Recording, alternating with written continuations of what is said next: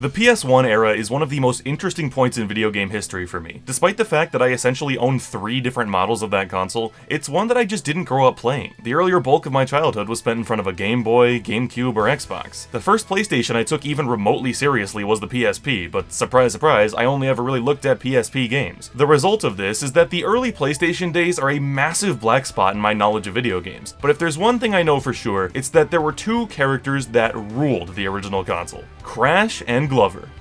I'm just kidding. Glover f***ing sucked. Crash and Spyro had a very similar journey through the PS1, each getting 3 main series games before being dropped by their original developers who wanted to move on to new projects. One of these characters is one of my most beloved mascots and belongs to a series that I own every home console game from. The other one is Spyro. Yeah, Spyro and I have had extremely limited contact over the years. I think I played like 30 minutes of one of the DS titles, and I, laugh now please, have played every Skylanders game, but in terms of his iconic adventures, I know literally nothing. And that changes today. I've got the Reignited trilogy, I've got my good friend Totally Not Broken Chair, and I've got a desire to see if this purple boy can impress me. When the first Crash game released in 1996, it was a massive leap forward for 3D platformers, with visuals so stunning by PS1 standards that it's been reported that attendees of that year's E3 thought Sony was hiding more powerful machines behind the scenes to make it run and look so good. In terms of its actual gameplay though, it was essentially just taking what we knew about 2D platformers and thrusting it into 3D. This gameplay style obviously worked, but Naughty Dog staff have said that seeing the wide open exploration of Super Mario 64 that same year dropped their jaws. Meanwhile, just a door or two down at Insomniac Studios, the game sparked inspiration and led them right away to working on their own vast 3D platformer. Thanks to inspiration from one of their artists, Craig Stitt, they decided that the game would be centered around dragons, and 2 years later in September of 1998, that game was released as Spyro the Dragon. The game opens up with some sort of TV broadcast, which is an odd choice, as some old and senile dragon named Astor tells us how great the dragon worlds are. Then, someone behind the camera asks if they should be worried about a dragon-hating green dude called Nasty Nork. That's when some idiot named Lindar decides to take over the broadcast and start slinging insults at Nasty, which pisses him off enough that he uses some kind of magic power to turn every dragon in all the worlds, Spyro excluded, into crystal statues. And with that, the little purple dragon is off to free all the dragons from their crystals and stop the Nork's evil schemes. If I have ever called a plot bare bones before now, I apologize. This has got to be one of the most do-the-thing stories I have ever experienced in a game. Don't get me wrong, it works fine for this game, and Spyro the Dragon doesn't need to be the Odyssey, but I've played Mario Party games with more going on in the story department. Much like Mario 64, Spyro is a game where you explore a hub world with portals that take you to different smaller platforming stages. Interestingly though, I find that this game compares a lot easier to Banjo-Kazooie, which came out a couple months before it. A large part of Spyro's gameplay is the copious amount of collectibles splashed across each area, and it tends to make exploration much more of a focal point than really any other gameplay mechanic. If you want to continue on to the next hub world, you'll have to free enough statues to let one of the many balloonists take you there. Why they don't just take me to Nasty now and let me come back when the freaking worlds aren't at risk?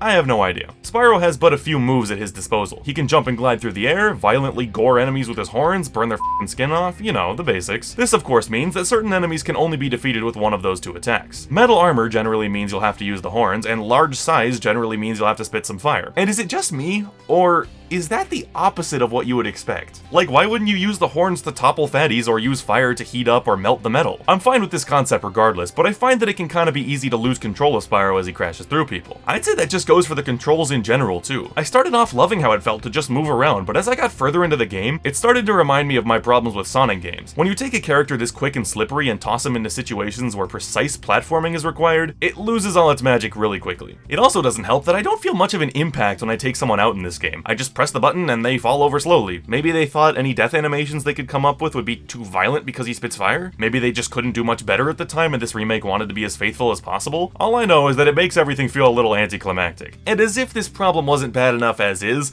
extending it to the boss fights was a cruel decision. I can honestly say that I felt nothing during any of the boss fights in this game. Hell, there was so little pomp and circumstance that I didn't even realize I was fighting the first boss until he was dead. I mean, aside from the fact that he took 3 hits, what made this guy seem any different from any other enemy? And it's almost as if they introduced enemies that take 2 hits in this level just to throw me off. Let's turn away from my negatives for a while by moving on to the levels, where I really only have one complaint, and that's that you can die and lose lives on the hub world.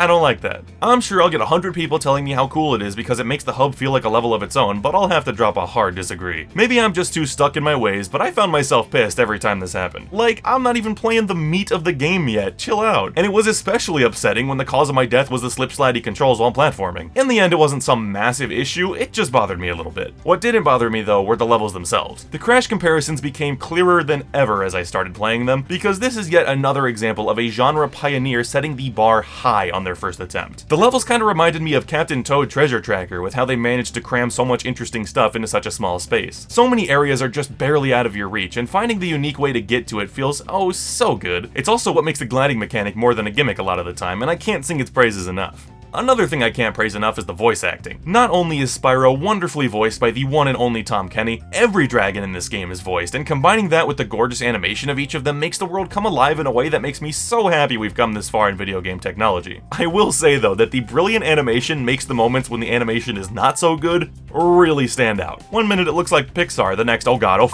Rather than naming each homeworld in the game, they're instead named after the types of dragons that live there. We've got the artisans, the peacekeepers, the magic crafters, the beast makers, and the dreamweavers.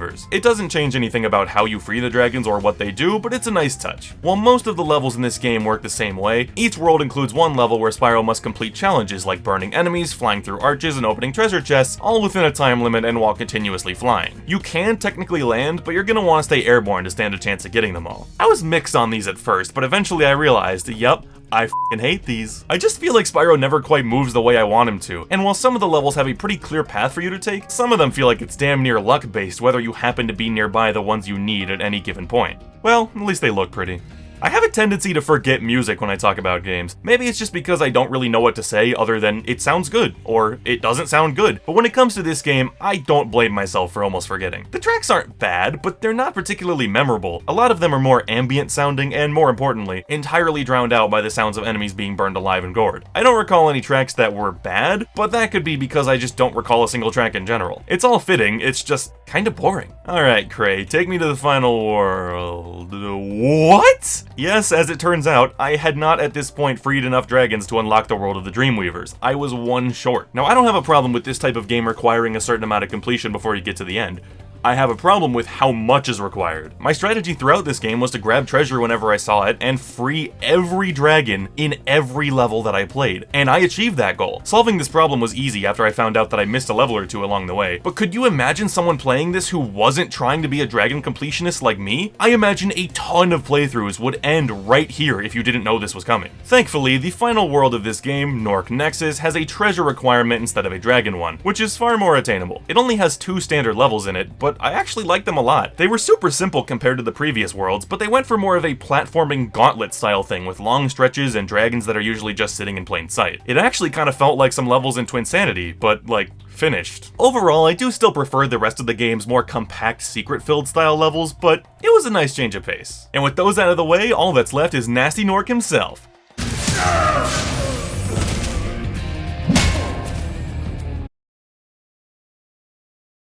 I could not make this up if I tried. He just falls over like every other enemy, and Spyro goes back to talk to the camera crew, roll credits. Yeah, that seems about right. So did I enjoy Spyro the Dragon?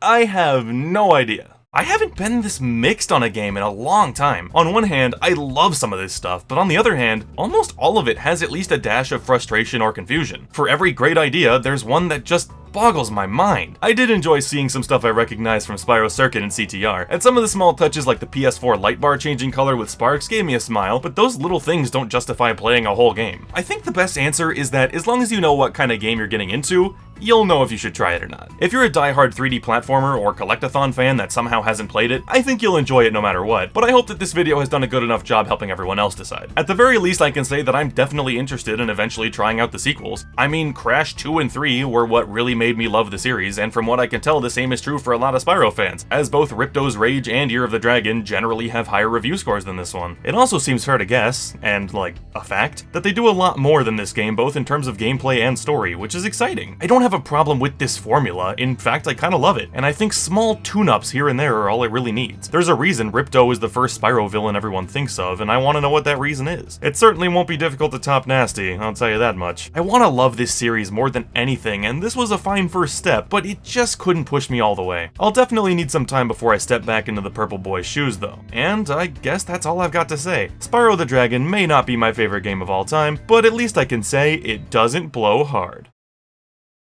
Yeah, that's how I'm ending the video. It's the best I got.